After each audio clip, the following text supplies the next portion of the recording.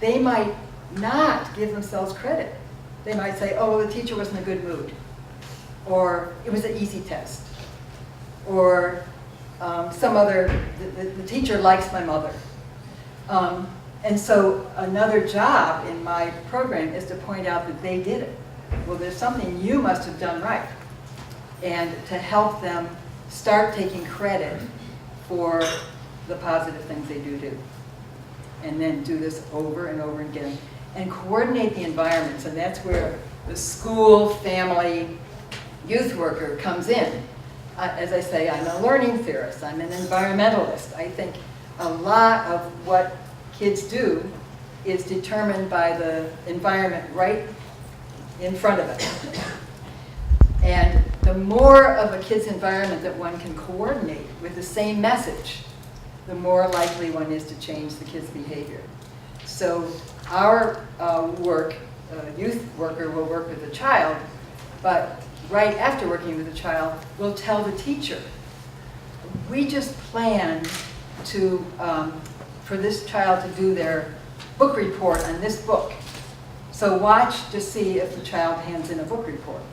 And then maybe call home and say, we just made plans that the child will do a book report tonight. So watch to see if the child's going to do a book report tonight. So we try to coordinate the environment so everyone has the same message and everyone acknowledges that small little gain as soon as it happens. And repeating it over and over again. And of course, what we're trying to do is reawaken a child's passion for learning. I mean, every little baby loves to learn. I mean, they're exploring their environment and trying to get as much out of it as possible. We want to help kids find that again, that passion for learning. And we do it by getting rid of two of the things that are getting in the way, the low achievement and the behavior problems. And helping them learn the way the world works. That's another part of the coaching, is to say, yes, if you do this, then this happens. And by the way, the schools that it's easiest to do this program in are schools that have very clear rules and are very consistent about applying them. So when I say to a child, the school says, if you're absent one more time, you get detention.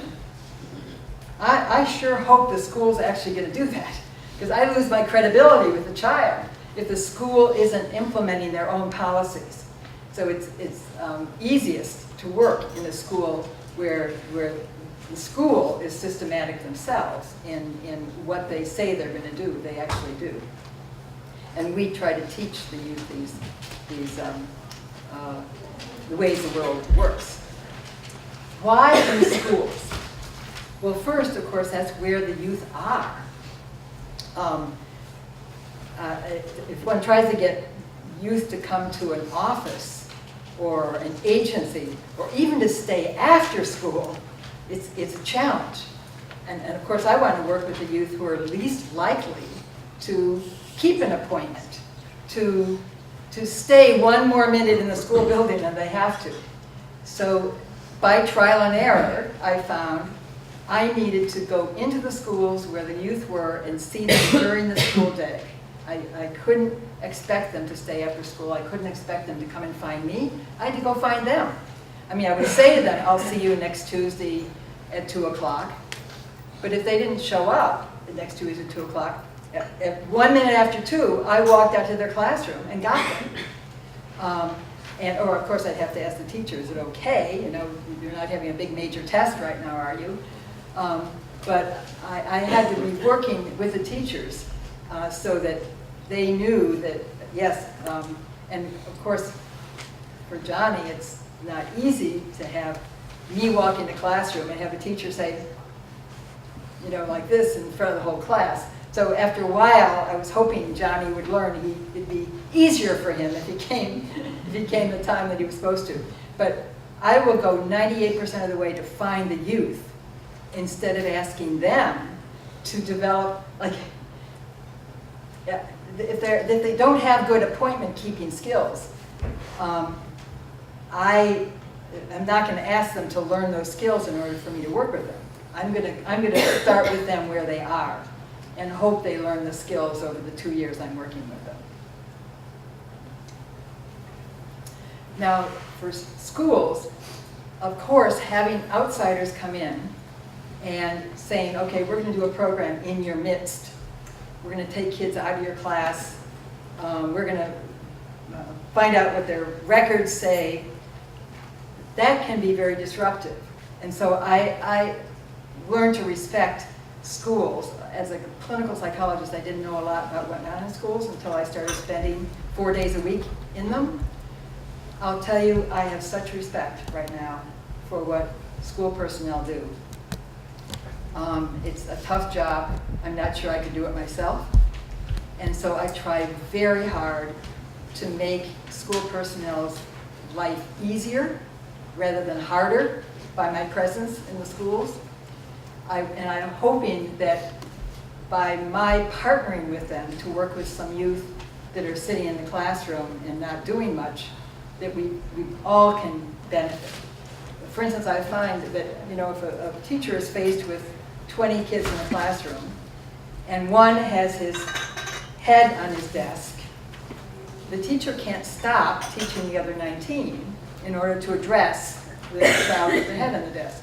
The teacher just has to go on and feel badly, but go on. If I come to that teacher and I say, I'm mentoring that child with his head on the desk, can you tell me the first thing he needs to do in order to gain from your teaching?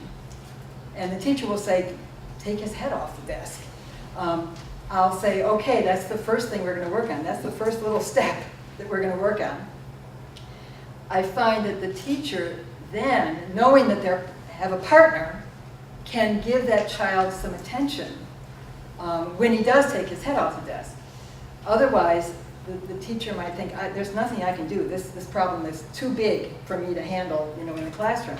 But if the teacher knows I'm also working with them, then I find teachers will go that extra way too to pay attention to that one child. And we've done some research after the mentoring program, asking teachers, asking parents what it's like for that child to have been in the mentoring program. And the first thing they say is they feel emotionally supported. It's so interesting. I thought maybe they'd say, oh yes, the child is learning skills. They don't say that. They just say, I felt better about my work with this child because I knew that somebody else was working too with this child, that I wasn't alone trying to solve this very big problem. So that's one thing we do. And of course, for schools, oh, by the way, I've got a bullet point here I want to point out. Some people say a problem with this program is the kids are going to be identified as being at risk, going to negatively identified. The way we explain, and the kids of course feel that right away, like they'll say, oh yeah, I'm in this program, do you think I'm a retard? And that was back in 30 years ago they were saying that, but they probably have other words now. And I would continue to say, and to say this to their parents, say this to their teachers, that they were identified because someone thought they could do better in school. Now that's true also.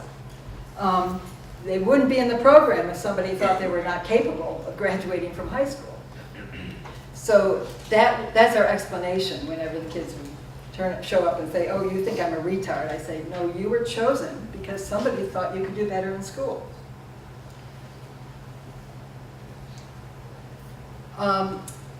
Some people might say, oh, well, there are mentoring programs. I mean, I'm sure it's true here. In the States, churches have mentoring programs, businesses have mentoring programs, men's group have mentoring programs, women's group have mentoring programs.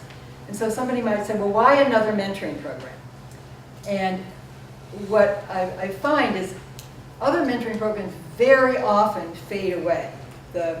Everyone has very good intentions, and matches don't last that long. And one reason is because the mentors expect the kids to keep appointments, and the mentor feels, the adult feels their feelings are hurt when the child doesn't seem to want to get together with them or doesn't come to the appointments. Or